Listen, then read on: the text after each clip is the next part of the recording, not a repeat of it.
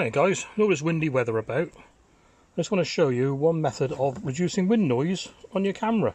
I'm just going to use these scissors a second. Right, on here my camera, where these two little holes here are the microphone ports. And when the wind blows over them, you get wind noise, like this. And I've got a can of dry air. Just going to blow it over the microphones, hopefully it'll make a wind noise.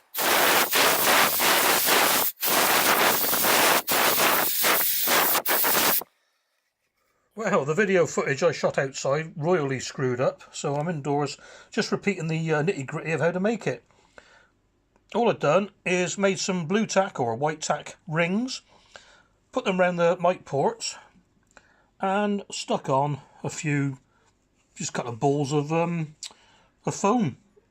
Cotton wads would do. Oh, hang on to miss it here. And that's all there is to it, really, guys. All the rest of the footage outside was genuine, so don't think I'm trying to pull a fast one. There should be no noise on this video that I'm recording here. Ooh.